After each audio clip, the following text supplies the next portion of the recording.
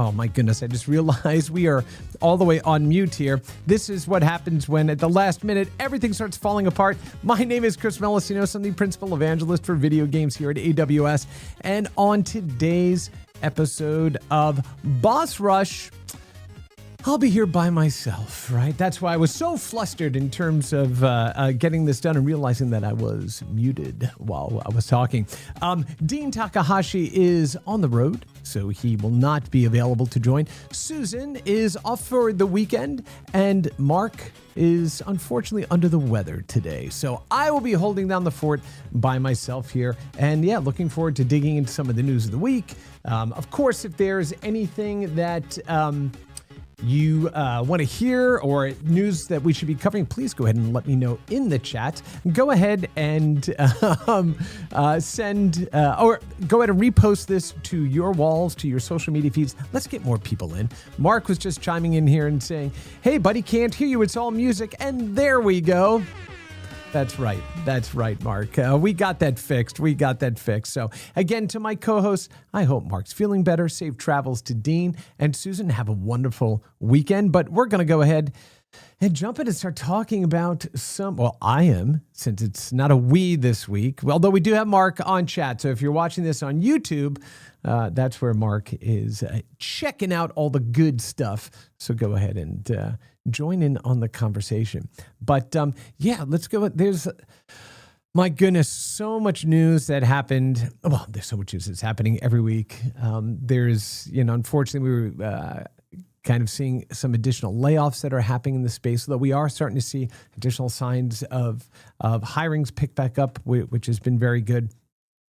And all just kinds of crazy stuff going on. So why don't I go ahead and move us on over to the Games Beat website, and we'll go ahead and do that. See, the problem is with my solo setup here, I don't have all the buttons on my mixer here. That's for my guest. I've got, I just have it, I have to click on the stuff manually myself. So I can see everything that's going on. Mark, you let me know if things are breaking or don't sound correctly as we go through the day. But, all right, the first big one that we want to go ahead and talk about is Dean and the Games Beat team moving over. And I know we discussed this last week, but just wanted to reiterate just how, proud we are of Dean and the team over there at Games Beat, moving on to basically have this stand as a principal property outside of VentureBeat. So, once again, awesome news. There's a lot more to come. I know they made some announcements around hirings and things of that nature.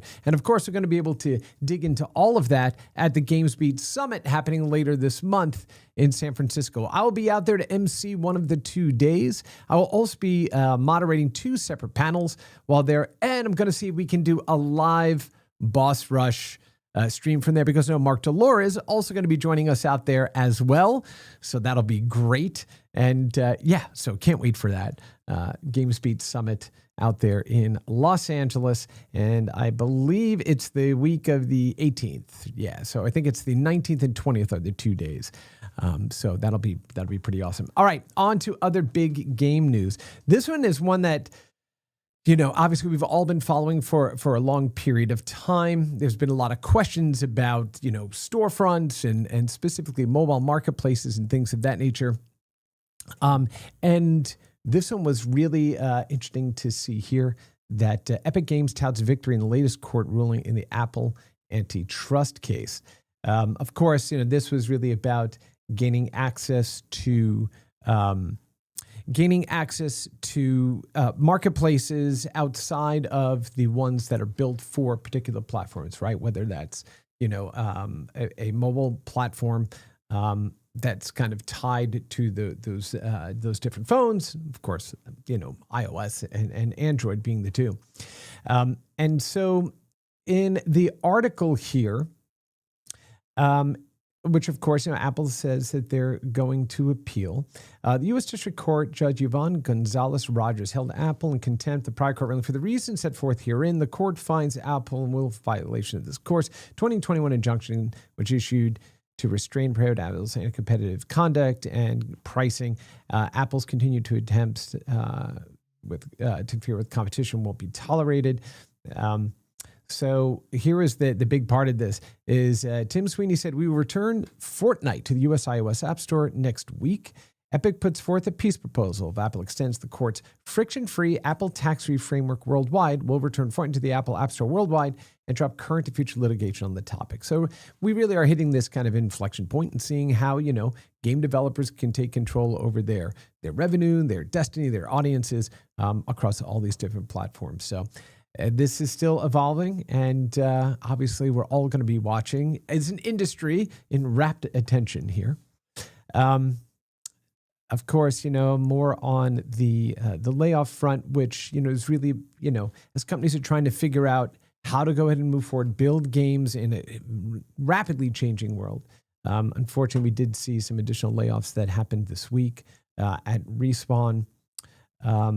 And I think a couple of the places inside of EA.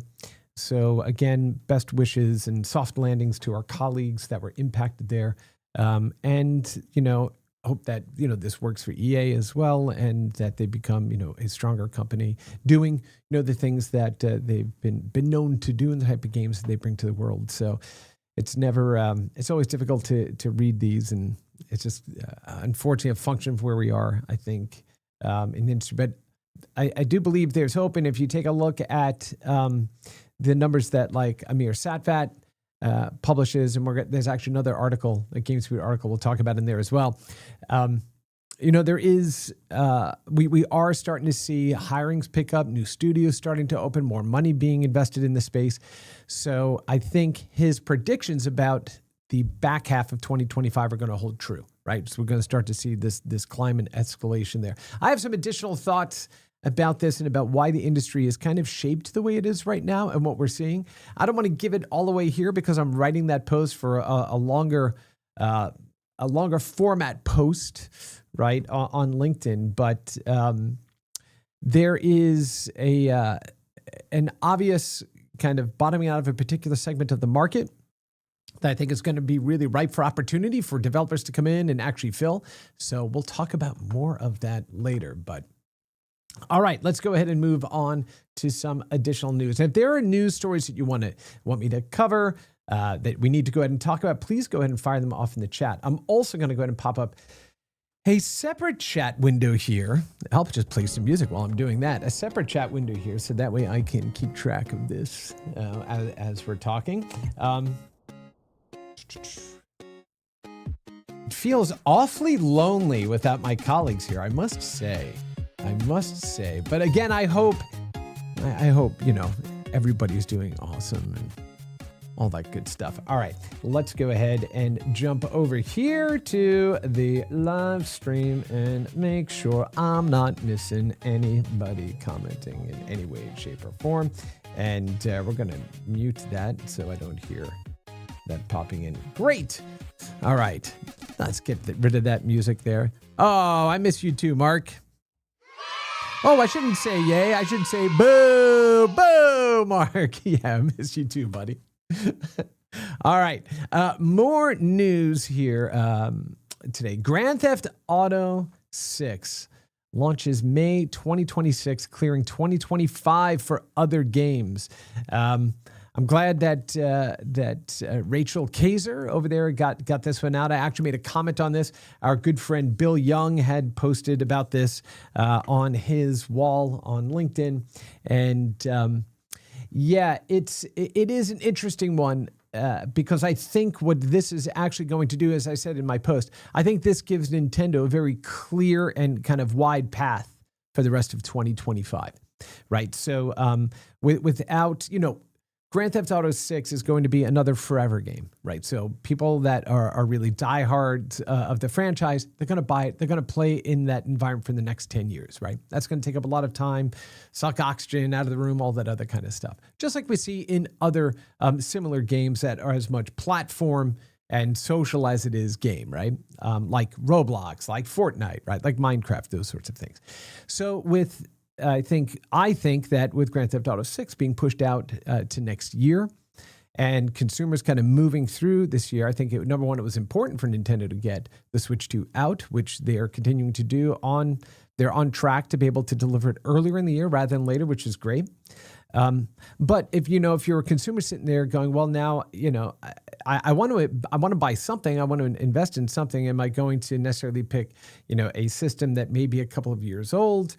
Grand Theft Auto 6 is another year out, so maybe the Switch 2 becomes an interesting place to go ahead and play. Not that buying a PlayStation 5 Pro or buying Xbox One Series X is a bad investment either, right? Both incredible systems. PS5 has really just got some amazing stuff on there exclusive to the platform. But I do think this opens a hole for Nintendo for the year, right?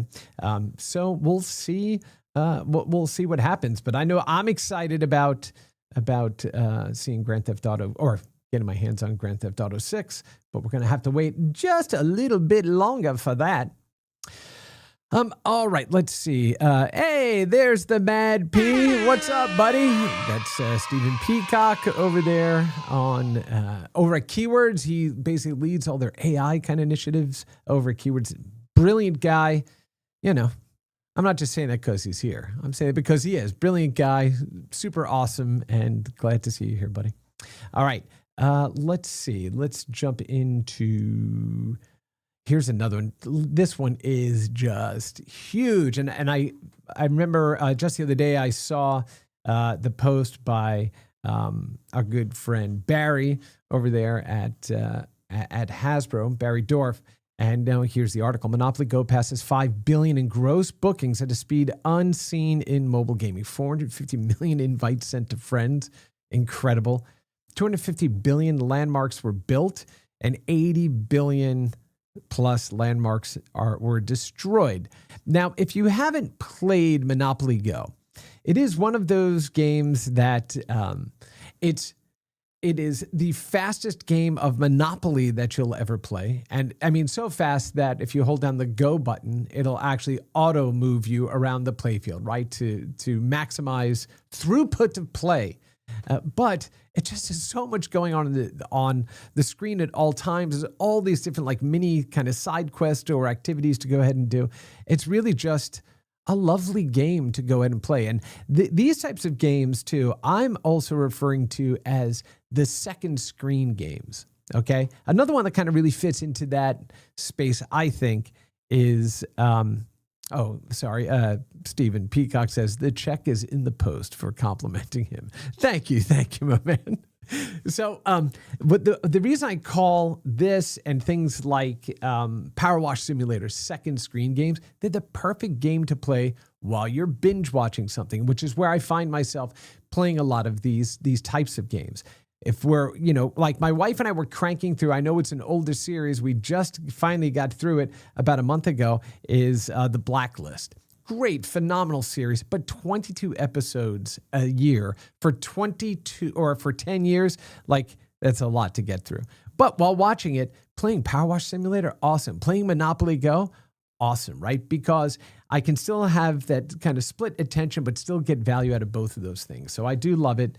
And congratulations to them on doing this, right? It is really good gameplay loop. A lot of reasons to go back and check it. I do like it, and it's pretty awesome. Monopoly Go recently celebrated its 2-year anniversary, during which time it's hosted millions of players. And the studio noted that in terms of numbers, players have made 500 million in-game connections, 450 million, as we said, and 20 million players engage with the game's community channels on a regular basis. Pretty phenomenal. So congratulations to Hasbro and to Scopely for just an absolute killer game, right? Really, really great. Phenomenal. All right. Let's see. Now, I haven't had a chance to look through a ton of the news, so we're going to be discovering this together, right? Okay. Let me see. What's another big one here?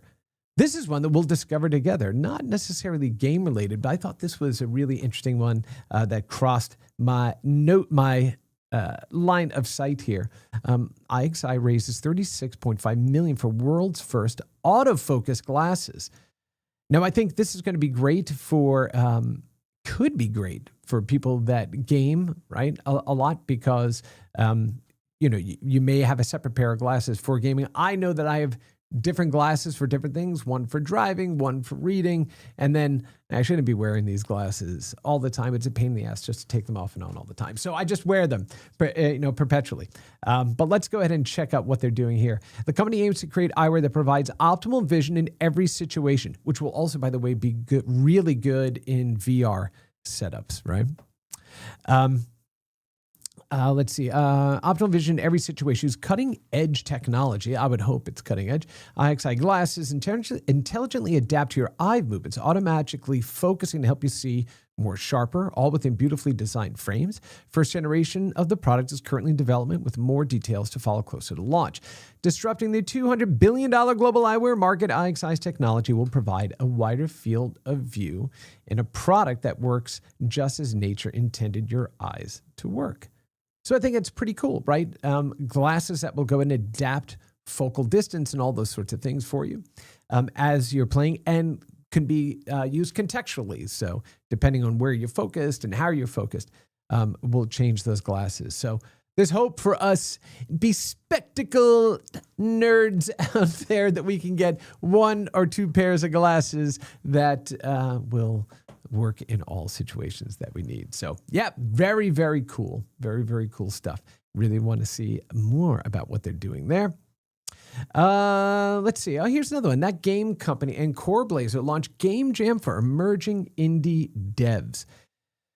That game company, if you don't know, it's helmed by Genova Chen, just a brilliant artist and developer, designer, starting all the way back with Student Project Flow, which became one of the launch titles on the PlayStation 3. And then, of course, Journey, Sky, Children of Light, Flower, those sorts of games, really amazing.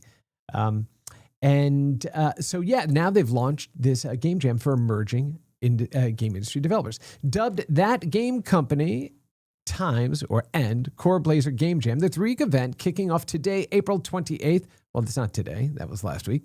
Invites developers of all skill levels to create an interactive, evocative game inspired by TGC's signature style. Universally accessible, deeply emotional, and designed to connect players of all ages. In line with Core Blazer's values, the Jam will highlight original games that push creative boundaries, reflecting its commitment to empowering creators and bringing bold ideas to life. Submission will be reviewed by team members from both that game company and Core Blazer. Finalist submissions will be evaluated by a panel of celebrated industry talent, including that game company co-founder and creative director Genova Chen, Hypergraph co-founder and creative director Light Zhang, director emeritus of the USC Games program Tracy Fullerton. Yay for Tracy Fullerton! Not yay. Not that it's not yay for everybody else, but yes, yay for Tracy. She's amazing. And other leading industry figures. The Game Jam will offer visibility with some of the most respected game industry luminaries, as well as feature numerous awards and cash prizes up for grabs. So go ahead and check out all the information there. That's pretty cool. Pretty cool. All right. So talking about the metrics in the industry, this one was one that caught my attention. I'm sure it caught the attention of a lot of other people. How many people work in the games industry? Which is a really good question. Now, we've had resources available to us for many years.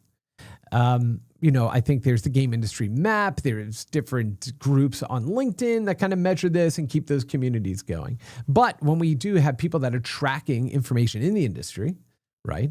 Like Ken White and Amir Satvat, sometimes, depending on the approach they take, their numbers may not align. So it really all depends how you count it, right? And so it's a very interesting kind of process that we're going through to understand the size, scope, reach, location of those of us within the industry.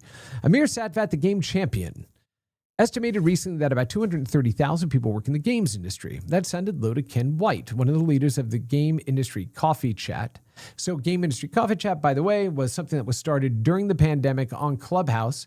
Ken is awesome, has been leading there for a long time, and it was a lot of fun jumping in when we kind of had that infinite amount of time, being locked in our homes. I haven't been able to join recently, but I think I need to jump back in and just check on that crew. So White's crew dug into the numbers on their own and came up with their own defensible estimate of 740,000 to 900,000 participants in the industry. White, a longtime game developer, said in a LinkedIn post that the median number of their estimates ranging from low end to high is 833,000 game industry employees across more than 25,000 companies. That sounds a lot more impressive, but it's such a wide variation compared to Satvat's bottoms-up estimate. Satvat raised his estimate to about 350,000 based on his own analysis of White's information, but the two sides still remain pretty far apart for people directly employed in games. While we're still working on this list, Ken White, Brandon Hagerman, and others still, we got to collaborate with Amir Satvat in a very open, honest, top-down methodology and kept asking ourselves, why has no one done this work before to figure this out? Said Neil Haldar, friend of mine, of ours, of the program, Neil Haldar, a game industry veteran. Haldar added, this is meant to be an answer for a snapshot in time. We might go back and rerun the research at some point, but it's not meant to be a forever updating body of work that many others will work on ad infinitum. So the number, the jury is still out on this one. We don't know, but we have a bunch of smart people cracking that down so we understand how the industry is composed, where they are, how those engagements look, all of those great things. There's Tony that's dropped in. Hey, Tony, sorry, late. Good morning. Oh, well, good morning, Tony. Good morning. It is just going to be myself today and those that join in the chat. But yeah, great to see you here. Thanks for stopping in. All right, let's move on to another piece of news. Where was it here? There were a couple of pieces that we named at the end. Mark, Mad P, Tony, if anybody has any recommendations on news stories or things that I need to bring up here, let me know. Let me know. Okay, here we go. GameSpeed Summit 2025 will feature Visionary and Up-and-Comer Awards. Today, we're announcing our 8th annual GameSpeed Visionary Awards and the team of judges we've selected to help pick the winners of this year's awards. You can sign up for the GameSpeed Summit 2025 event, where the awards will be celebrated with 25% off using this code, GBS25, DEAN25. So Dean started the GameBeat Visionary Awards in 2018 to recognize industry leaders who took a daring visionary approach to shaping the future of gaming, forging new paths that have mesmerized audiences and redefined the very nature of video games. We give out 2 awards every year, the Visionary Award and the Up-and-Comer Award. This year's ceremony will be hosted by Andrea Renee, president of Shorty Media and former executive producer of What's Good Games. Judging for the Visionary Awards for GameSpeed Summit 2024 is now complete. They'll have the winners to announce at the event and have chosen a panel of 12 judges for this year's contest. Leah Hardy, a marketing veteran at TikTok and Meta, will be their host for the session. So judges include Sarah Bond, as president of Microsoft, Rich Vogel. Oh my goodness, I haven't even seen the list yet, but it already feels like we are going to be just seeing, who's who of gaming, of history and leadership here. So Rich Vogel, definitely. There you go. Don Daglow, again, good friend and truly, truly a game industry legend. Perrin Kaplan, another very close friend and another industry legend. So I've had both of them on my industry legend series. Elizabeth Olsen, another amazing, amazing industry executive and good friend. Oh my goodness, Elizabeth, good to see you there. Let's see. Who else? We have Tara Bruno. We have Dinga Babka. We've got Charmaine Duff. Mark Chandler, yes, Mark. Megan Scavio accepted the Visionary Award at the GameSpeed Summit 2023 event. So yeah, it's going to be really good to see who was nominated, who's won. It's another awesome thing to have over at the GameSpeed Summit. So can't wait to be there and do that and to go ahead and be there with my buddy Mark DeLaura. And like I said, maybe we even go and try to do another Boss Rush live from GameSpeed Summit. That way we've got Dean there. I think Susan may be there. Mark will be there. So we'll go ahead and get that stuff done. Tony, you asked what is covered already. Just we talked a little bit about the EA stuff, talked a little bit about the Epic and Apple stuff. We obviously covered some of the GameSpeed stuff, the auto-focusing glasses that were up on the GameSpeed site. Really, really awesome. But yeah, if there's anything else that we need to discuss, going to bring it in there. And of course, Mark had brought up the discussion around Polygon being sold.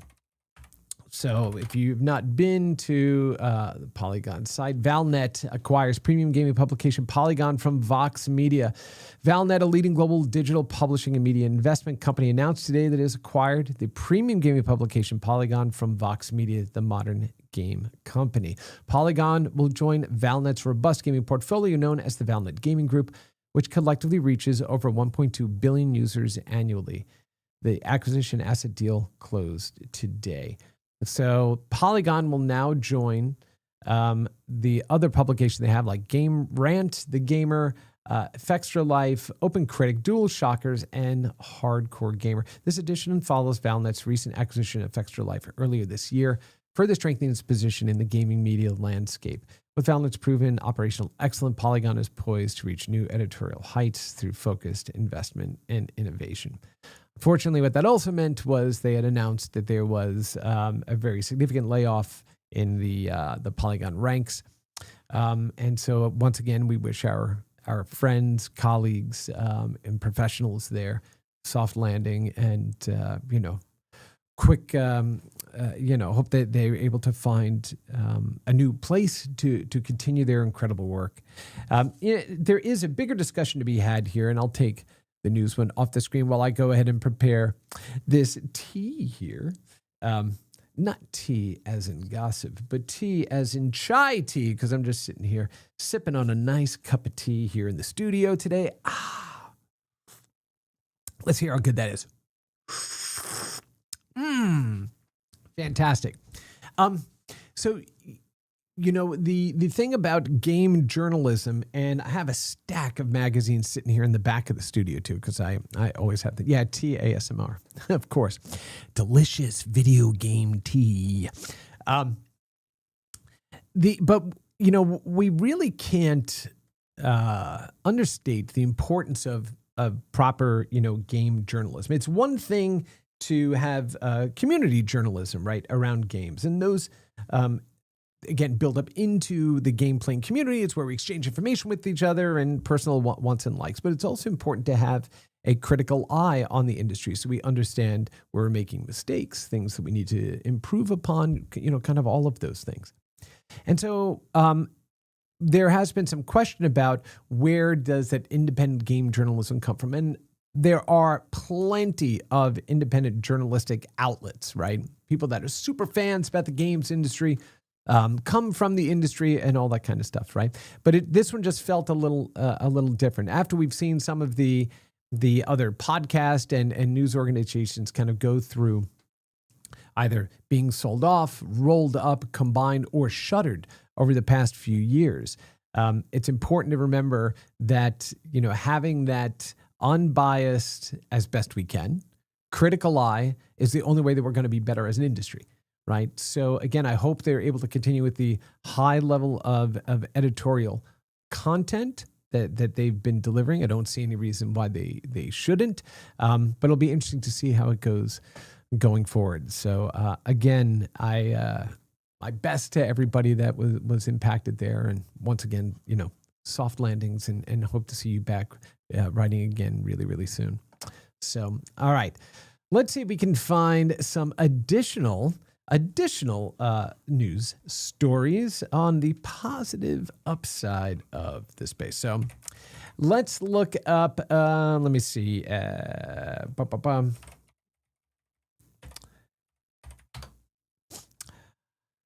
Let's see here. Okay, let's talk about a game that completely blew up and one that I haven't played yet, but it's okay. Let me get the browser up here first, okay? Cloud Obscure. Expedition 33 is selling more than twice as fast as other JRPGs on PC, analysts say, right?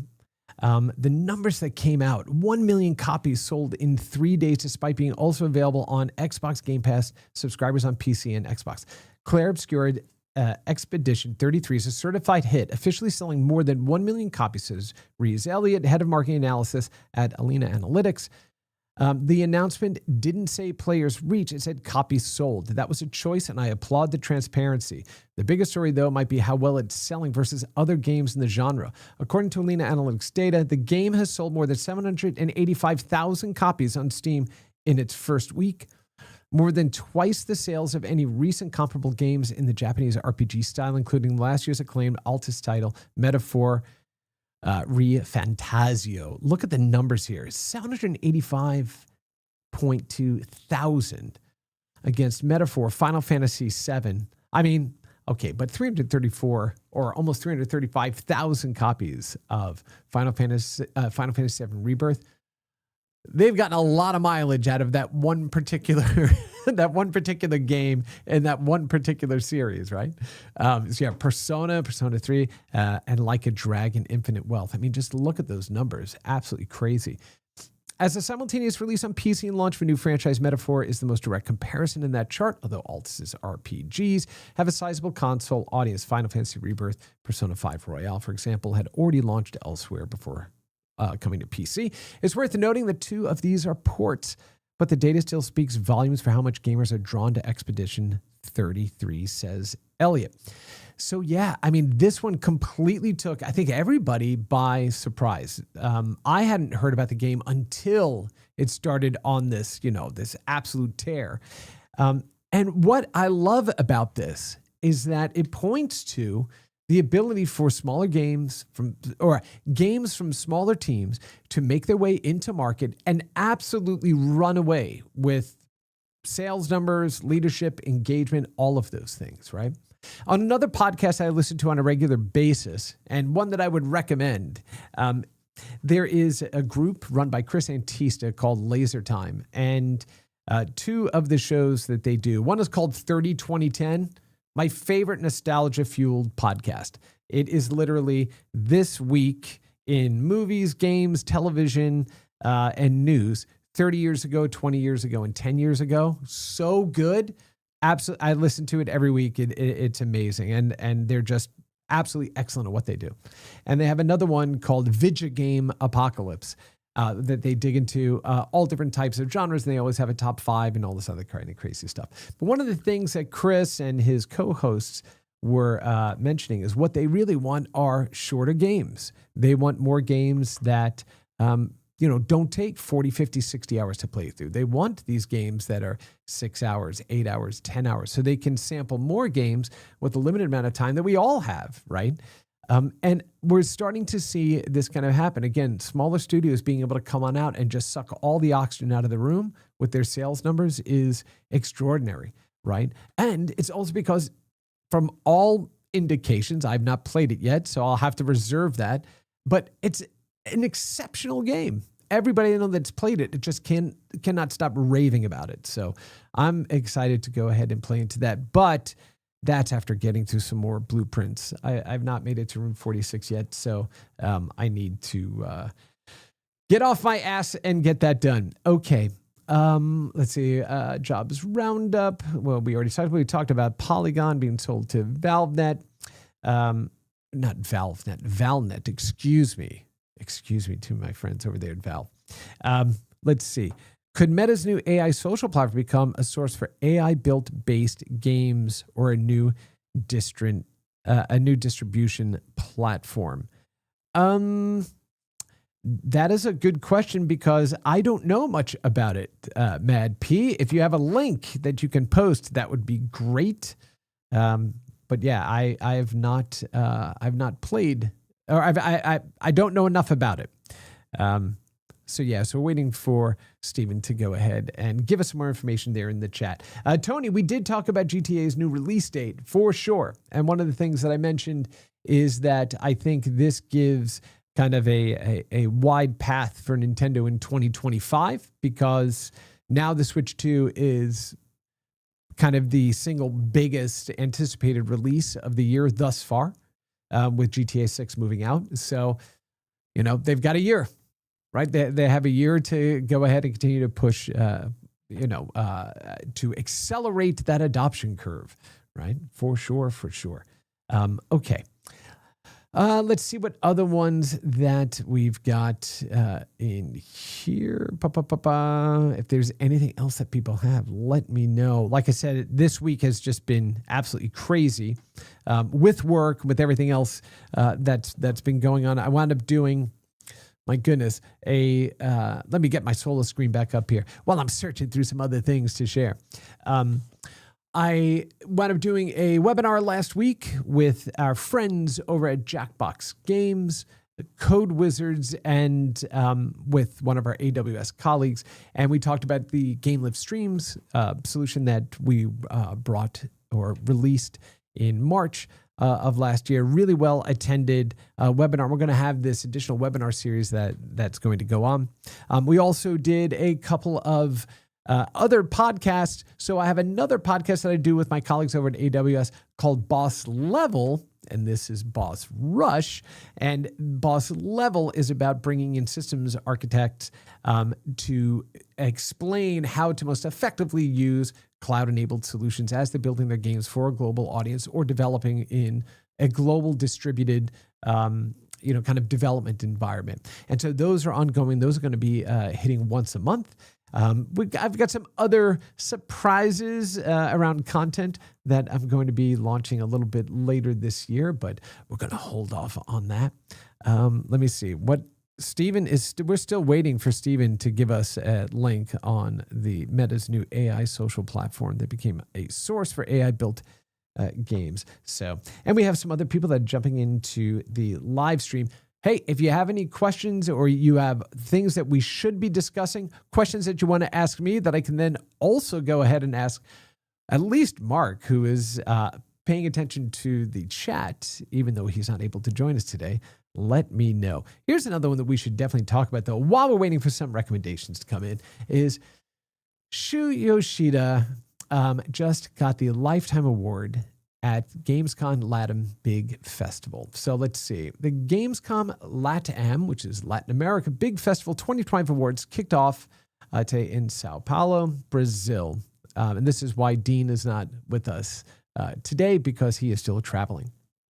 It started with a Lifetime Achievement Award for Shu Yoshida, who championed indies at Sony's PlayStation division during his decade's work at the company. Rodrigo Terra, CEO of Abram Games, the Brazilian Game Association, presented the award to Yoshida, who will do a fireside chat with Dean on Thursday evening. So that happened yesterday. Yoshida left late last year after 31 years at Sony, where he held jobs such as head of Sony Interactive Entertainment Studios at Sony PlayStation. The Best Game Award went to Nine Souls by Red Candle Games in Taiwan. Let's see. I'll just read these off here. Best Pitch for Regional Game Development went to Rogue Snail for its game Hell Clock. Best Mobile Game Award went to Lep Devil by Unept. Best Sound went to The Holy Gosh Darn from Perfectly Paranormal, asked Yogist. I've not heard of The Holy Gosh Darn, but now that the title there alone has got me thinking. The winner for Best Art was Naiad Development Elwin at Highwar. The winner for Innovation was Sol Sesto, Gerard Zucchini, and Cariospirale of Globins Publishing in France. The winner for Best Multiplayer was Bang Bang Garage from Monkey Bread Spiral Games in China. It was made by a two-person team. Best Narrative went to Neva by Nomada Studios, published by Devolver Digital. Best VXR VR went to Sugar Mess. Let's Play Jolly Battle by Jollyco in the US. And the winner for Best Gameplay went to Animal Well, yes, by Shared Memory and published by Big Mode in the US. The game was made solo by game dev Billy Basso. If you've not played Animal Well, I know we've talked about it on the program before. I know Mark is a huge fan of it too. Animal Well is amazing. And I think the entire game is only like a 64 megabyte download. It's incredible. Just a beautiful platformer, kind of puzzly platformer game. The art style is really unique. He wrote his own engine to make the game happen. It is so good. Definitely go ahead and support indies like that, building amazing, amazing stuff. This is another good one if you haven't. Best game for Latin America went to Grizzly Man, created by LCB Game Studio in Argentina. Best game for Brazil went to Mullet Mad Jack by Hammer 95. That is another great game, another indie great game. And it's kind of like a roguelike first-person perspective, turn-based fighting and combat game. It sounds really weird. The art style's amazing. The story is just crazy. The gameplay is excellent. And it's another amazing indie game. So, yay, cheers to indies. They're out there doing it. And, yeah, we'd love to hear that. So definitely go ahead and check that out. So since I haven't heard back from Steven yet, I'm going to look up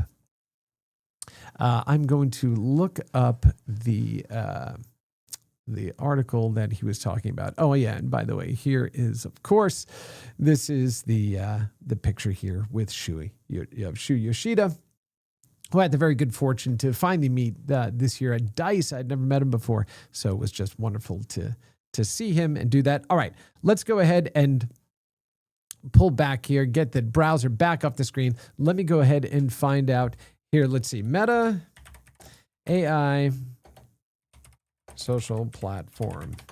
All right, let's go ahead and take a look at what this is. Meta's new AI app delivers a chatbot with a social media twist.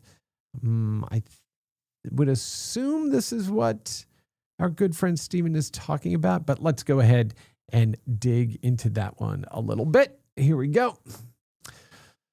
Meta's new AI app delivers a chatbot with a social media twist. Beyond asking questions, generating content, you can see how other people are using AI and also share how you're using it. I'm assuming this is what our good friend Steven means.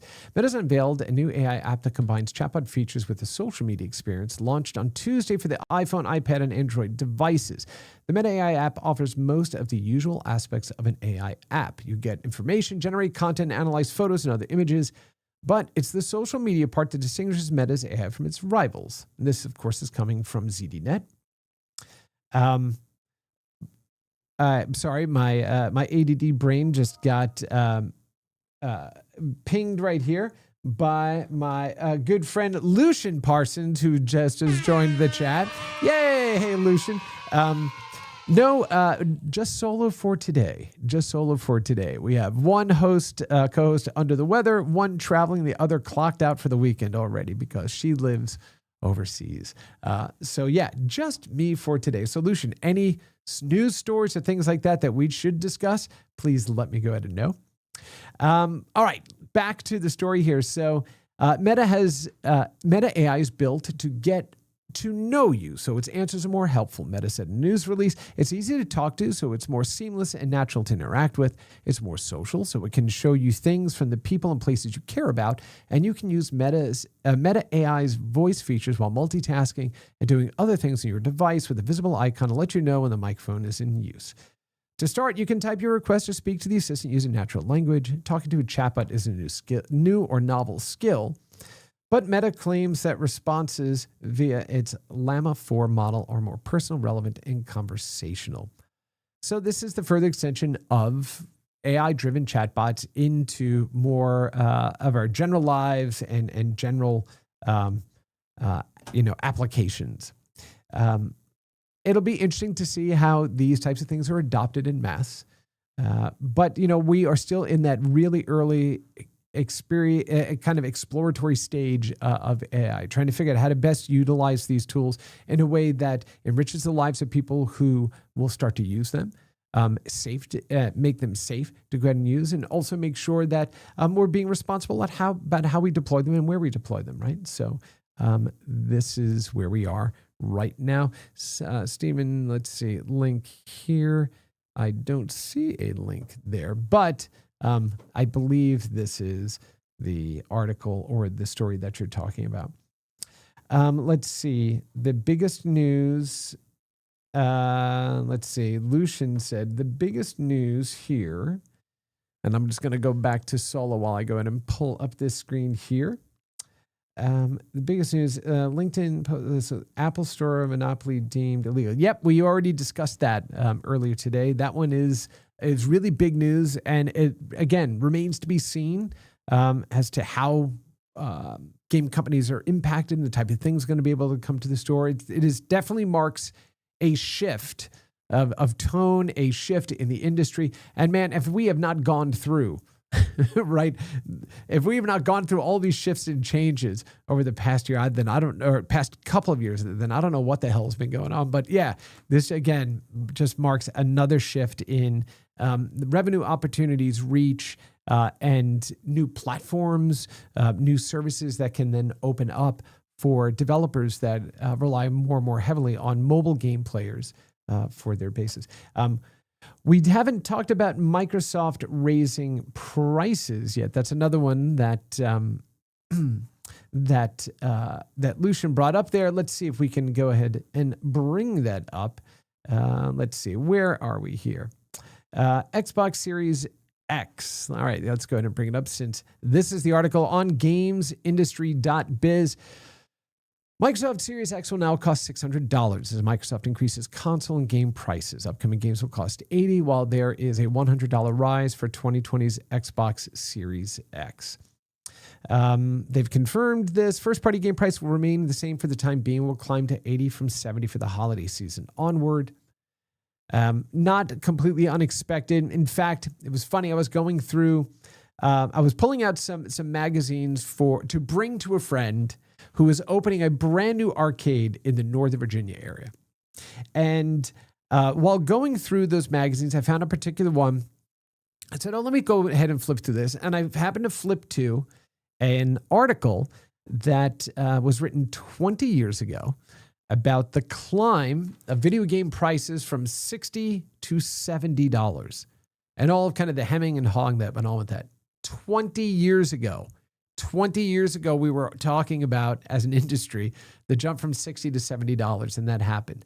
Seeing the price jump from $70 to $80 for the biggest AAA games, it's not surprising, right? It's not surprising. It still remains the greatest value, dollar per hour, that people can get, right, from an entertainment medium. Video games still occupy that top spot in terms of value against dollars per hour. Will that be more difficult for some people? Absolutely, right? I mean, $80 isn't a trivial amount of money. But I think the advantage there is that it then opens up that space for other games from smaller developers, maybe shorter form games that can come in and fill up that mid-tier pricing range, right? So I don't see this as a contraction of games. I see this as an expansion of the middle. So it remains to be seen, what's going to happen there. Yes, and woohoo to Alan Brooks, our good friend here in Northern Virginia, who is opening this arcade. And I have to say, it is incredibly amazing. I had the opportunity to go out and walk the property earlier this week with him while bringing out some materials for a space in the arcade or in the environment called the library, which will be hidden behind a special secret door. And you have to know a control combination to be able to get into the speakeasy inside of this place. It's going to be crazy. I cannot wait for him to go and open. Cannot wait for him to go and open this. But all right, let's get back to the article at hand here.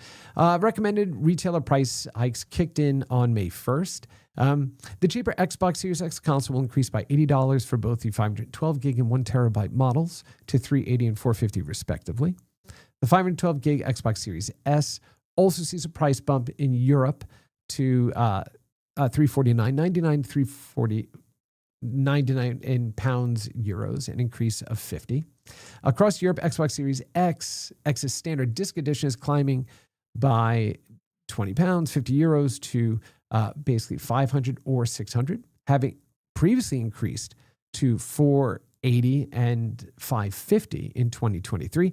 The U.S. price of the disc model from $499 to $599 is the first in market to date since the console's launch almost 5 years ago. The disc-free Series X model will rise $549 from $449. 2 terabyte model will see an even higher price increase of $130. So these are big increases, right? And it's not, it's understood, right? Why manufacturers and stuff may be looking at these price increases, given everything that's kind of going on in the economy and in supply chain and all that other kind of stuff. But, chaos loves a vacuum, right? So when things like that happen, what changes, right? Or what opportunities then open up? And I should say opportunity loves the vacuum, and that opportunity is typically chaotic, right? So is that lawful good or lawful neutral? Chaotic neutral. Chaotic neutral. So anyway, so it's not surprising to see that's going to happen. But as I was saying earlier, with Nintendo launching at the price they did, and then making the statement that they would not raise prices on the console, and they're sticking to their launch window, means that, again, the aperture for them, I think, is opened wider than normal for the remainder of this year, right? So it remains to be seen. Now it's about getting quantities out there in big enough volume to go ahead and meet demand. We'll see how all of that plays out, right? I, for one, am excited about new hardware. Always am, because we want to see, what we can be expecting for, the 5, 7, 10 years that we have those platforms living with us. But yeah, so we're starting to see those price increases happen. And we kind of knew that once Nintendo made the comment about moving to $80, that was going to open up kind of the door for others to be able to come in and also look at those particular prices. So again, remains to be seen. I still think that for the best games, right, games that are really huge, that are, hundreds of hours of gameplay, stuff like that, asking $80 is not unreasonable, right? It's just not. I will share this one thing though. I was having a conversation. Let me get back to my solo screen so we're off that browser page. I was having a conversation where several people were talking about, this Oblivion, being released. Man, it shouldn't have been released at that price. It should be released for, $30. And this wasn't just one person. I've had this conversation with different groups within the industry and friends at home and all this other stuff. And it was, well, this is just a remake. And it really got me thinking about that because, or it's a re-release. Well, it's not. I mean, you're talking about a brand new, you're talking about moving everything to a new engine. So the models don't, and the meshes don't just move over there. Everything needs to be refactored. There's all the new artwork that goes into it. It's polishing gameplay and systems mechanics. It's fixing some of those things. It's essentially building a new game, but just based off of a game that we already knew. And so it got me thinking, when we see a re-release of a movie that was, had been released 20 years prior, we don't go to the theater and say, well, that ticket should be half price because I already saw the movie, 20 years ago. So why am I paying full price to see this movie again? No, it took an entire team of writers and artists and musicians and directors and actors, everything to create this movie. It took the same effort to create this new game. So we have to think about when our expectations, are they meeting the type of content that's coming into the market correctly? And I understand, all right, is this a cash grab? No. If they had wrapped it in a shell that allowed you to emulate, the original system that it was on to play on a PC, okay, then you can make the argument that it would be cheaper. But you're talking about a complete refactor, rebuilding from the ground up of a game that required all of that work. It's a new game. Right? It's a new game. And so that's why I think the price is completely justified, right? And so far, the people that have played it and really enjoyed it are coming back and kind of reaffirming that position. We got a bunch of stuff that came in here from my good buddy Lucian here. No, it wasn't up, down, left, right. That is not the code to get into the speakeasy in Allen's Arcade. You should go check it out on the website. It's called Continues Arcade. And it's here in the Northern Virginia area, and it's going to be amazing. Sean, really great point. Thank you. Yeah, every once in a while, we stumble across one, right? So, but yeah, those are I think the biggest news pieces that I've seen for the week or heard about. Obviously, there's just a lot going on in our industry. It feels like hopefully we're getting to a bit calmer waters. But look, this is the nature of a creative industry, right? Is that we are not only deal with changes in technology, changes in the economy, changes in taste, but we are looking at changes in demographics, looking at changes in devices, right? We are this constantly shifting sands. And so that's important to remain agile, to constantly kind of look forward and kind of figure out where to get the next bit of footing there. Belinda jumped in. Hi, Belinda. Thank you for jumping in here today. Oblivion Remastered also includes additional content like exclusive cosmetics, digital art books, soundtrack app, bundled DLCs, etc. Yes. All right. So here's the other half of the hot take for today. And thank you for bringing it up, Belinda, was the discussion around, well, games back then, we got a complete game when we spent our $80 on Chrono Trigger in, the early 90s.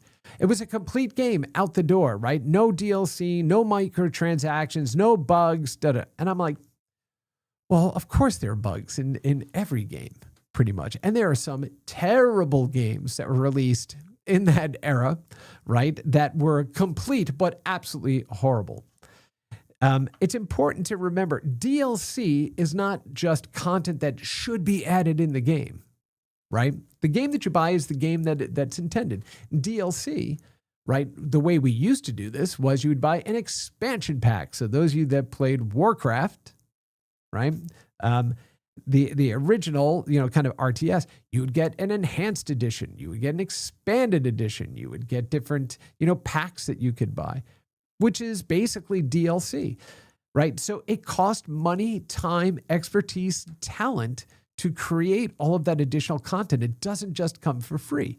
And so again, it's important to remember that while we want to maximize our value for the dollar, that these things are incredibly complex pieces of art to create and deliver. They are, I would argue, more complex than most other forms of art because they bring together all forms of art that are delivered through this this digital medium. And we don't have the same luxury as every other form of static or linear art has to reach a massive audience, right? So if I create a video once, and I can go ahead and push it down into a 264, 265 codec. It runs basically on every device that can play a piece of media. Video games don't work that way. So we're required to build in a lot of porting, a lot of additional work to be able to reach the same mass audience. Like, these are incredibly complex things. So be kind to developers, right, as they're working through it. It's not a money grab, and it's not because developers are lazy. The two worst excuses I ever hear about somebody that has a problem with a game, right? These things cost, again, time, money, and talent to go ahead and create. And so I have zero problem with content being, made available as DLC. And it's also important to remember the vast majority of games don't offer DLC. They don't offer microtransactions. They don't offer live ops, right? So there's plenty of room for all art to exist out there, for sure. All right, I don't think I've got any more comments coming in here. I don't, and I'm running right up to the end of the hour. So what I'd say is I talked straight for an hour. I didn't have my co-hosts here to bounce stuff off, but I did have some of you all to go ahead and do that. So thank you so much for spending your at least an hour with me today. As far as games I'm playing, I am still I shouldn't even say that I'm working through blueprints. I'm going back and starting from square one because I really didn't know what I was getting myself into until I fired it up and started playing and went, okay, now this is going to take a little more time than that. And I need to start taking meticulous notes because Mark had asked me what room or how many days have I already gone through in blueprints. It was only a few, but I was just so enamored with the environment. I can't wait to jump back in. And that's my goal this weekend, is to play a little bit more of that. I also need to get in and play more Hogwarts. I need to go in and finish the Indiana Jones game. So I'm a little behind because it's just been a ton of stuff going on. But yeah, more games for the weekend. Looking forward to jumping in. And yeah, well, I hope you find time to go ahead and get some gaming in this weekend as well. And I want to thank you for spending a little bit of your Friday afternoon with me. So sorry that my co-host couldn't be here, but hopefully we'll have them all back for next week. And I hope you all have a wonderful, healthy, happy rest of your day and an awesome weekend. And we'll see you next week on Boss Rush. Thanks. Bye.